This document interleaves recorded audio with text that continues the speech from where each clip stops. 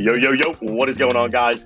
Concacaf Nations League Quarterfinals, Costa Rica, Panama, Mexico, USA, Suriname. We are all in this. We are battling it out, baby. Listen, dude, Julian, I'm going to bounce it off to you real quick, man.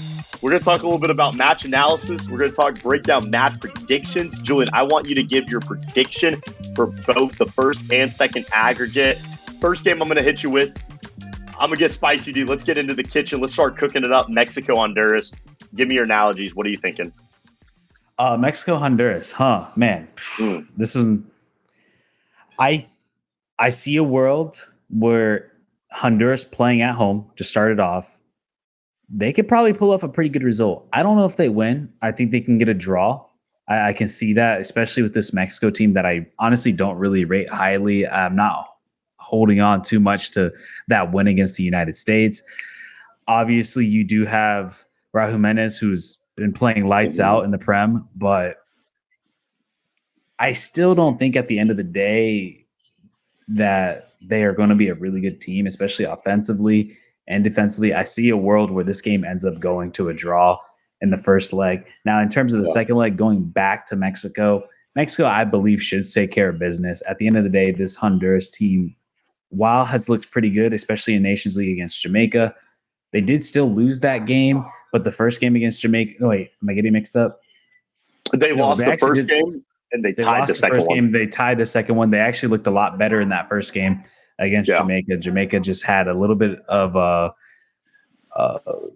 fortitude at the end to tie it up. But I like Honduras to get, like I said, get the draw, but then going to Mexico, it's just going to be an uphill battle. I think it's going to be too tough for them. As much as I don't really rate this Mexican team in general, they're just of a little higher of an echelon, but this could be a potential upset. I do not think that it's out of question for Honduras to actually beat Mexico. I mean, we saw it last year in the champions in the Nations League quarterfinals. They put up one hell of a fight. They had the lead at one point, but ended up falling short. So obviously I have Mexico here, but I do think there's room for a possibility for an upset just because of the current state that Mexico's in right now. And the fact that Honduras, I believe, didn't look too bad against Jamaica, at least in that last game and the game before that when they played before that Jamaica game. So, yeah, what do you think? Yeah, dude. Listen, I agree with you. First aggregate, I've got to go to Honduras, though. I think this is going to be a 1-0. Really? I think this has 1-0 written all over it, Julian. Either 1-0 or 2-1. In 180 minutes? Well, I'll say that. Not in 180 minutes. Listen, I don't want to excite my Honduranians too much right now. I'm not giving y'all all that much praise. But listen, dude, the Catrachos at home and San Pedro Sula. And I'm saying this as a Panamanian fan. We have had to go there for big games. And we've lost. We've lost, dude. Mexico, like you said, I mean, you kind of alluded to it earlier, Julian. Dude, they went there last year and got spanked 2-0. 2-0. And you would think, Luis Malagon, this was the moment. Ochoa went down early in that game, got injured. That whole team, Cesar Montes, Jorge Sanchez played that game. I mean, that dude's a fraud. But listen, I think this Mexican national team, I don't know if you saw the call-ups that Javier Aguirre made. Obviously, Raul Jimenez. He's bringing back Henry Martin. He's bringing back Jesus Gallardo. He's bringing back Alexis Vega. This is old school Mexico. This is tough, nitty-gritty Mexico. But this is what Honduras likes. I think the first 90 minutes are going to go their way. I kind of agree with you. I'm thinking draw. I personally think they're going to get the win. I just can see Honduras, Luis Palma, Choco Lozano. These are the moments they've been waiting for. Revenge is on their minds. Vengeance, dude. What happened last year, people in Honduras, I mean, I'll be real with you, Julian. I've talked to a couple of colleagues and friends.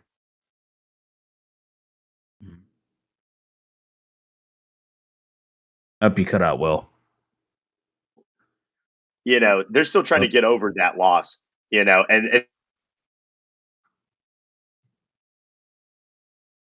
agree with you, dude. I think Mexico at the end of it is going to be able to pull it out. I hate to break it to my Catracho fans. I hate to say it to Honduras. All these Luis Palma simps out there, all you Celtic boys. It's just not going to last. I just don't think they have it for the full 180. I do think Mexico's going to get it done, but by the scrape of a nail. They're going to go back to the Azteca and kind of be quite similar to last year. They're just going to pull it out with some sort of Raul Jimenez last-second penalty kick boom, most boring game you'll ever see in your life, but Mexico's going to advance on. So, but yeah, And the thing too, on.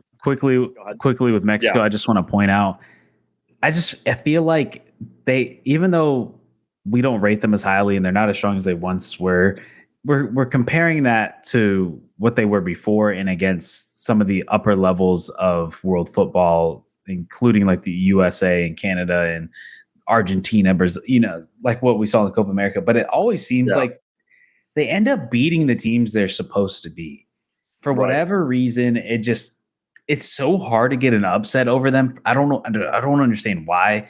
Like me as a Costa Rica fan, I don't know why Mexico is such a hurdle for us for whatever reason. Even like weak generations that Mexico's had and some of our better ones, it's just one of those things you just can't get over. Same thing for Panama in terms of Mexico.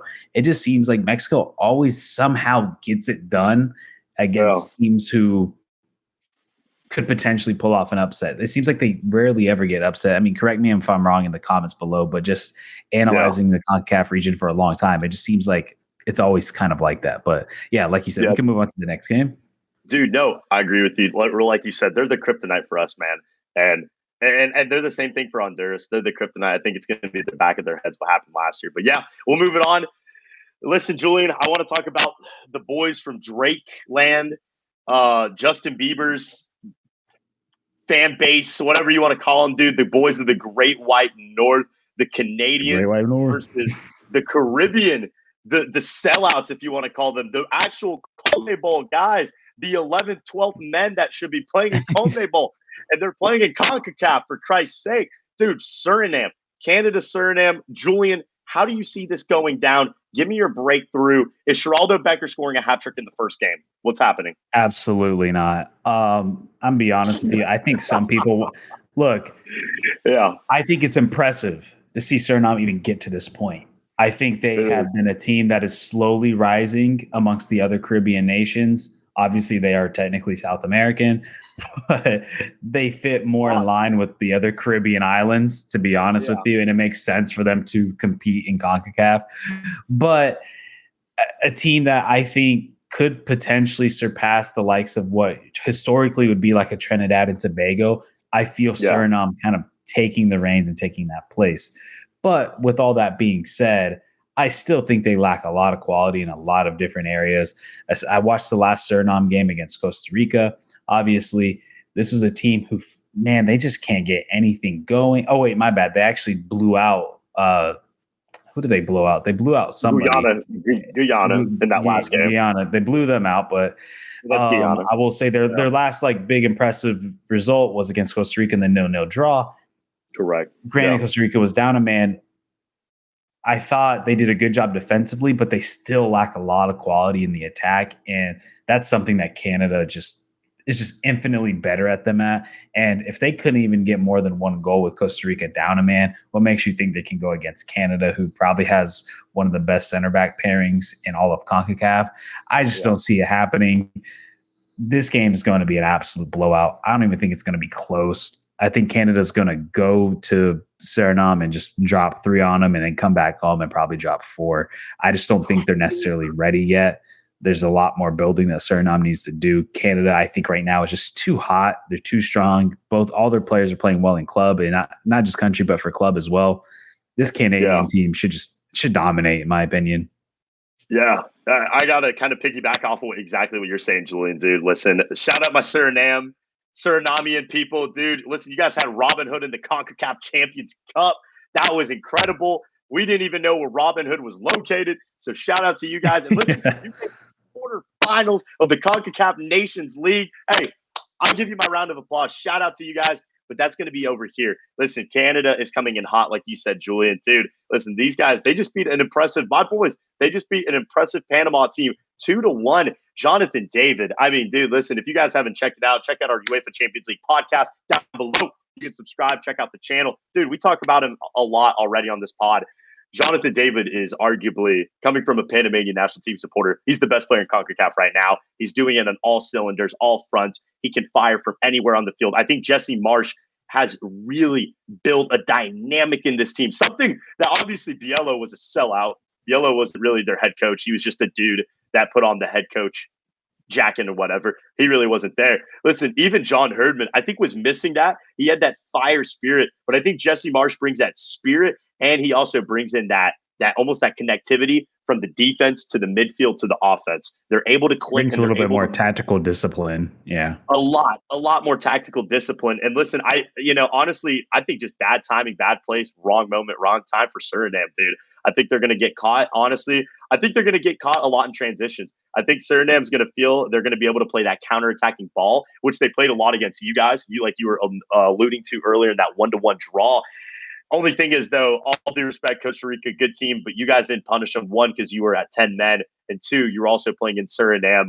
Canada's not going to be like that. Canada's going to punish these boys. I hate to say it, Geraldo Becker, not a hat trick. He's not going to get it. I feel bad for the guy, dude, but listen, I mean, it's going to be tough. I do want to shout out, oh, God, I can't remember. He plays at Hamburg. Their central midfielder over at Suriname, Vitach. He's like one of the lighter-skinned guys. He kind of looks like me a little bit. Dude, listen, he's a baller. Dude, looks like you. A little bit. He's got a little bit more of an accent to him. I think he's going to play well, but I think Estaquiao, I think, honestly, Ismail Kone coming back fully injured, or not fully healthy from that injury that he picked up a couple months ago. I think it's just going to be too much. Kyle Lar and Jonathan David, obviously, don't even have to say AD in the back. I just think they're ready for it. I think Maxime Crepeau is going to have a pretty light day. And that second leg, Suriname, listen, I'll end it real quick here. If they can get a draw, not even a win. Julian, if they tie 0-0, I'll tell this right now to all our podcast viewers. I mean this. I will shave my head. I will shave all of my hair. If Suriname ties 0-0, dude, y'all can put that on the podcast, guys. People commenting, go ahead, tag this timeline. I don't know what it is. Tag it in the comments. I'll shave it. If they can tie 0-0 or even tie in general, that would be remarkable. But we'll see. We'll move on. I don't know if you got anything. Yeah, that's not going to happen. I do want to add one more thing. Yeah. Dude, I've been in Canada in mid-November. It's fucking cold. It's fucking cold. And I wouldn't last. And you got these guys who are living in a tropical climate that never dips below 80 degrees. It's going to be a rough one, especially since they're not used to it. Look, not that Panama and Costa Rica are living in cold climates, but they've competed at the top of Concacaf for a while. So they've been, I mean, the Snow Classico back in, I don't know, what was it, 2012 or something like that? Costa Rica versus USA and like 3 feet of snow. Oh my God, it was insane. But nonetheless, dude. But let's move on to the next one. Give me the next game. Let's go. Man, you know what we're talking about, Julian. We're talking about our home country, man. USA, Jamaica. Listen, I'm gonna hit you real quick, Julian. I'm gonna bounce it. I'm gonna start it, and I'm gonna bounce it back to you, dude. I'm gonna keep it real quick, man. Listen, the Mauricio Pochettino had kind of a, I guess you could say, a disappointing window. Obviously, the loss to Mexico was rough back in the October window. Dog, I gotta say it though. This Jamaica team, dude. This Jamaica team is kind of like, they're kind of like that one hot cheerleader that everybody knows. And everybody's like, man, this is that sexy girl that we know, everybody talks about. But in reality, when you really get to know her, she's a piece of shit. She's garbage. She treats you like a little, she treats you like a loser. Shit, dude. She treats you like shit, dude. She breaks your heart. She breaks your heart. You go up to her, dude. You're like, oh my God, this and that. That's Jamaica. That's Jamaica, dude. You go in there, man, listen, and you want to talk to people and you want to figure out, man, Leon Bailey, Damari Gray, all these big names, Bobby Cordova-Reed. They don't perform. They don't show up. Julian, I think we said this on one of our last podcasts talking about CONCACAF. Dude, when I see this Jamaica team, they just also remind me of like the high school band on an away game. They don't really even want to be there. They don't want to show up. They're just kind of there I'm here. It's almost like a game 4 when you're down 3-0 in a series. It's like the New York Yankees. Yankees are down 3-0 to the Dodgers. They don't give a shit. They already know they lost. Hey, we'll put up a battle. We'll win the game 4. Yeah, we'll give a fight in game 5. They don't care. Jamaica has this latitude, almost this 24/7 drive-through. I would love to hear the end of that analogy. But I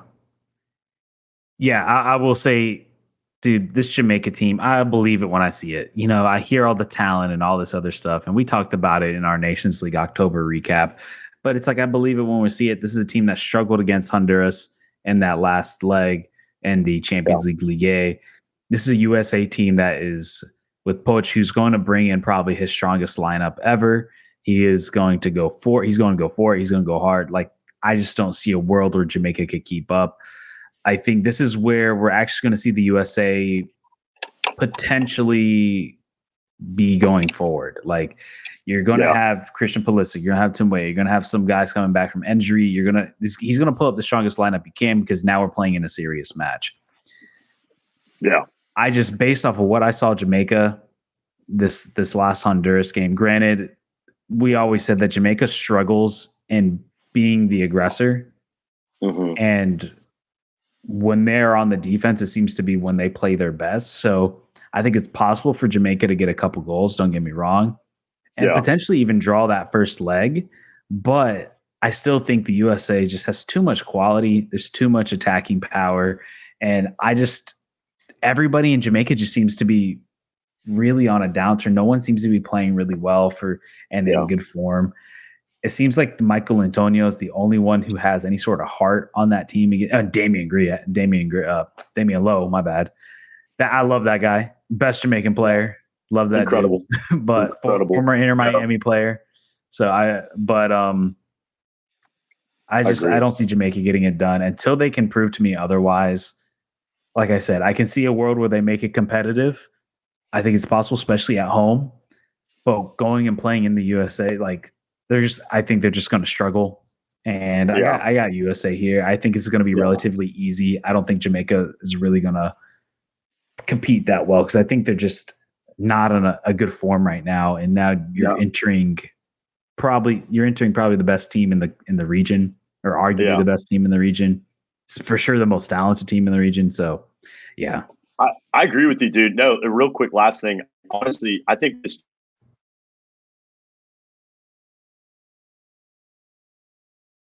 Oh, we lost you, Will. Repeat. Yep, you're good. Dude, the Jamaicans don't want to hear me talk. That's what it is, man. They're breaking into my system. They're doxing you. they're coming into the system, dude. Listen, man, honestly, you guys, and we all know this, we love our Jamaicans, man. Shout out Kingston, shout out Portmore, big cities in Jamaica, man. Love them. You know, I love me some jerk chicken, man. But dog, this is going to be a little bit more than a jerk chicken battle, dude. They can't go cook up the United States out in Independence Park. They're going to have to show up. They're going to have to bring their A game. Casey Palmer has to wake up in the midfield. Dude, Michael Antonio, he scored a goal against Ecuador. I'm going to say this, and I'm going to leave it at the last thing with you, Julian. Dude, I think this Jamaican national team relies a lot off of their physicality, and they rely a lot off the speed. We have speed. We have talent. We can run. We can outrun. We can outpace. And where they play. We can out-dog. And where they play. But at the end of the day, when you come face to face with the Haiti national team or Barbados or whoever, you got to show up and show the fuck out. You got to be there to want to be there, man. This is CONCACAF, dog. I'm talking about dogs are being dogs, man. So listen, dude, Jamaica at times, like I said, just kind of going back, not to loop it again, but the last thing, they just don't show that passion and that drive. And I think, like you said, honestly, both legs are going to lose. USA does not have the best away record. We know that. Lost to Trinidad and Tobago in the last quarterfinals of Nations League. I don't think it's going to happen this time. They're a way worse team. But I just think Jamaica, I think they're going to be in their own heads. If they get a draw, I wouldn't doubt it. It could happen, but we will see. So it's going to be a good game, both of them. So, but yeah, all right, last fixture. You know it. You're wearing the jersey. I'm wearing the jacket. Julian, I know we're going to have a little bit of disagreement, a little bit of controversy. I know people probably getting ready for this little spicy take. Julian, let me just kind of pose the question to you. Are you guys going to get your ass beat again 7-1 or 6-1 this time? What is it? How bad is the blood going to be? If you want to go ahead and kick it off for us. I don't know. Maybe they won't even show up. I don't know. No, quite honestly. So this is the rematch, the big matchup in Central America, potentially the new Clásico of Centro America. And look, man, I think obviously on paper, this is going to be the most competitive match. I know some people might disagree with that, but to me and you both, who follow both our national teams very well, I think this is the most competitive matchup by far. You're having a Costa Rica team that I believe has had a pretty good season in terms of considering that you're in the middle of a rebuild. Right now, you had in the Nations League the September window, you didn't look the best. You had 2 draws against Guatemala, Suriname, but you came off hot right at the end in Guatemala because I think a lot of it, and I know a lot of people don't necessarily talk about Costa Rica that much, but to put in perspective for some people is that there's been a lot of figuring out what works and trying to understand, like, all right, who's the best player here? Who's the best player here? We've now had another coach after Gustavo Alfaro decided to just leave outright and leave us after the Copa America. Now we're with an interim who might potentially be the full-time coach. We don't really know yet. I guess they're kind of testing out the waters with this Nations League, how well Vivas plays. But it seems like what gives me hope coming into this is that they are finally calling in and also hopefully they use the right formation, because the last game against Guatemala, they are finally using the formation I've been screaming at them to use for a year. Not a year, maybe like 8 months. I've been saying, you need to run these guys. Yeah. You need to get away from the back three. He means he's screaming. This guy was yelling at me through the phone. I'm like, please play the guys. And the one thing I will say about Costa Rica is the best players are at the top. There's we have a lot of quality depth, a lot of young talent in the attack. Where Costa Rica really lacks and there's a lot of experience in the back outside of one of our youngest players, Jalen Mitchell, playing in Feyenoord. He's still been quality. He looked amazing against Vinny Jr. and against Brazil. He looked good against Colombia in the Copa America. But what I feel like can be hit or miss and be the make or break point for Costa Rica is what happens in the midfield.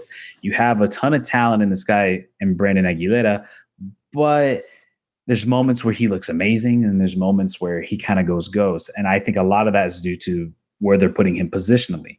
They're finally putting him in a position where he is supposed to succeed and be that number 10, be that new Brian Ruiz that everybody in CONCACAF used to respect. It seems like the current coach is finally starting to understand putting the best players on the field, which means kind of going against that Costa Rican DNA of just being defensively solid and getting that one goal, maybe that 2 goals, and just holding it down, locking it down, and being unbreakable. It's been built into our DNA for decades. It's what made us so successful in some of those runs. But it seems like for the first time in my lifetime, they're finally starting to change and break the mold of what they always were, because they were essentially the Atletico Madrid of CONCACAF. And now they're finally starting to understand, due out of necessity, is that your best players are your attacking young talent. And if you really want to compete, you got to let those guys play free. And it seems like, granted, it was against Guatemala, but considering that the last meetup against Guatemala was a 0-0 draw because you're playing a back 3 against Guatemala, you're fucking Costa Rica. What are you doing?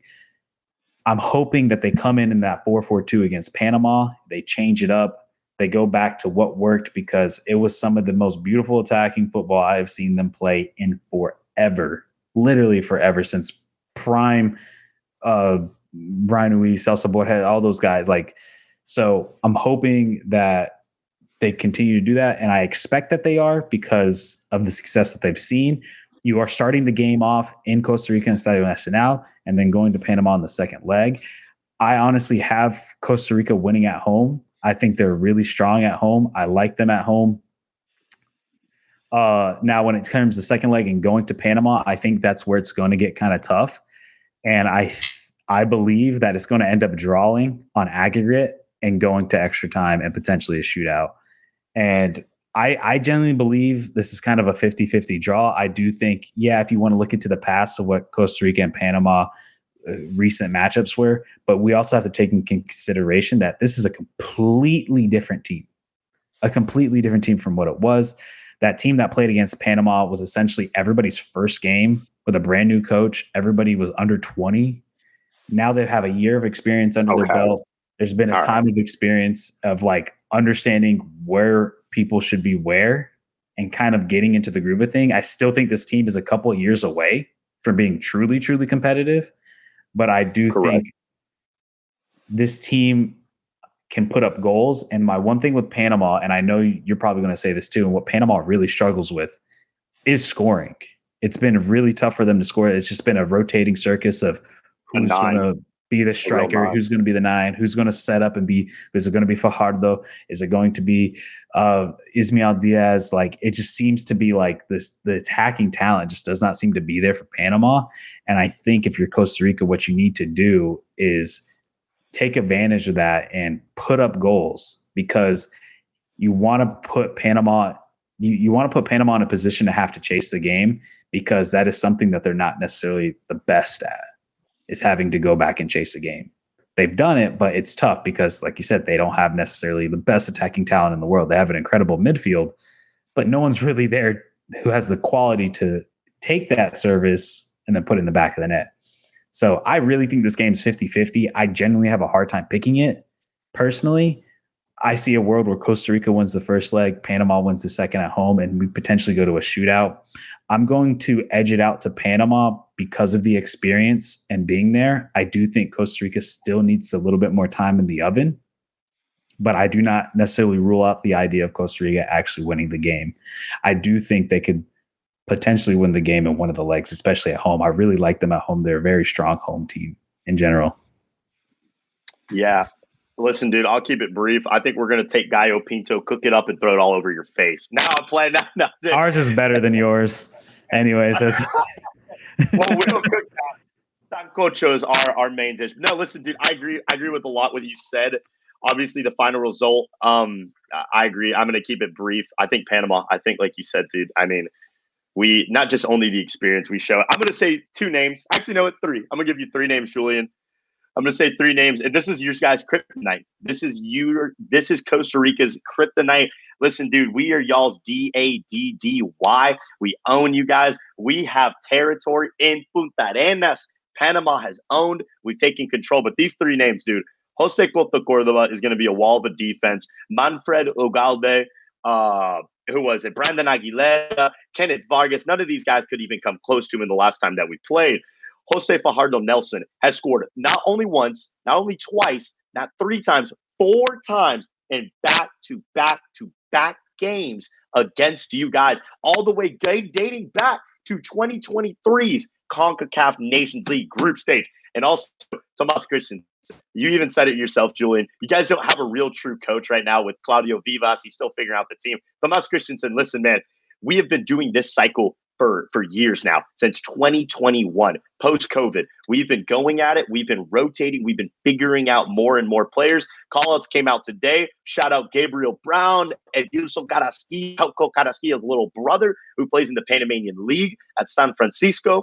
You know what? I've been high on this guy. I think I don't know if the moment is right now good for him, but we'll find out. I'm excited to see him. And also dual national, the Ecuadorian Panamanian, born in Panama, raised by Ecuadorians in Ecuador, Jan Paul Morales, who I do believe will get some more minutes. He can play on that left-hand side or potentially in that left-back role where Eric Davis is injured. But no, dude, I think that's just going to be the bottom line. I think, like you said, that, and you even said it yourself, Julian, you guys are going to have to score goals. You're going to have to jump on top of us and try to. But the problem is when you have Edgardo Farinha, Cota Cordova, Fidel Escobar, who's coming back from an injury. And, dude, just give this guy a fucking shout-out. Giovanni Ramos, man. He played his balls out in that last game against Canada. I don't even think Drake wanted to fight that boy. That man was up and ready for a battle, dog. Like, I just feel like there's too many things that Costa Rica are going to fight, and they're gonna not match up well with. And listen, I will give you that. I think you guys, obviously, this is a bigger project. At the end of the day, Drew. Be cut out, Will. Until Will comes back. Oh wait, go ahead. You're back. Wait, you're cut out again. Is not. Can you hear me now? All right. Yeah, you're good. I got it all. Yeah, listen. The thing is, both of our teams. The goal is not to beat each other. That's great. It's incredible. The goal for both of our teams, we've talked about this, Julian and I, multiple times, is to make it to the 2026 World Cup here in our home soil, U.S., Canada, Mexico. That's always been the goal. Obviously, these are games that we have to both compete. And like I said, and I'll stick to, and I'm sticking to my guns, Panama's going to win. Listen, we've had property in Costa Rica now for a couple years. I think it's just going to continue. I think it's going to continue to grow. I do agree. I don't think it's going to be an as dominant win as the past years were. But like I said, dude, Jose Fajardo, he's your guys' kryptonite. The man can score. Only thing I will say, though, is we have to finish games well. We have in the past against you guys, but not in recent years past. USA, Ricardo Pepe scored in the 92nd minute, something like that. Jonathan David scored also in extra time in that Canada game. So we really need to lock in at the end. But I think Thomas Christensen, I think the boys, I think they kind of let us. We know what we can do, and we have enough to possess. Julian, I know you got something else. What do you want to add on? The one thing I do want to say, and what the advantage I think Costa Rica has over you guys is just speed. I think Canada proved that you guys can get torched in transition, and I respect the defenders that you have, but they're also not the scariest ever either. Like, it doesn't necessarily like have me shaking my boots. I mean, at the end of the day, you do have Alonso Martinez, who's one of the hottest strikers in all of MLS. I mean, dude has been on an absolute tear. 20 games, 17 goals. Dude's been, I mean, Manfred Ugalde, who's been playing really well, has 6 goals on the season in the Russian league. You have Kenneth Vargas, who seems to be a brand new man now since that Guatemala game, and finally getting Gustavo Alfaro with all the drama that they had for whatever reason. It seems like everything is starting to fall in place with these guys and the club form, and also for the country. Because the one thing I will say, and I will tell you, is I don't know if you got a chance to watch that Guatemala game, but the combination between Alonso Martinez and Manfred Ugalde is pretty scary, because both those guys play very well in a 2-striker system for their club, even though they both don't. But the way that they complement each other, you have Alonso Martinez, who is a guy who breaks lines, who moves forward, and then you have Manfred, who loves to have his back to goal and play off and kind of play like a false 9 role. So that's a combination I think is going to be really exciting to see, and I think is going to be pretty tough to watch out, especially having 2 fast wingers on the side when Warren Madrigal and Kenneth Vargas. But I think it's going to be really interesting. I think stylistically it's going to match up pretty well too. I think it's just going to be an exciting game. I will say, man, just don't underestimate the speed. It's gonna be fast. It's gonna be fast. Listen, dude. I'll say this: in Panama, a lot of media, and we respect you guys. We respect the Tico. Mm-hmm. We respect the process. Joel Campbell, he's a fan favorite. People like him in Panama. But at the end of the day, this is where boys become men, Julian. This is where you're going to see real. Right. You're going to see a Concacaf. You're going to see a Concacaf. Yeah, you're going to see boys come into men. Basically, yeah, you're right.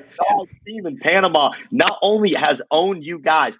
I'm talking about just dominating and crush. And we don't just look in the past. We're looking to the future right now. Michael Murillo, guys are getting up for these games. Coco Carrasquilla just got elected the best player, not one of the best player in CONCACAF.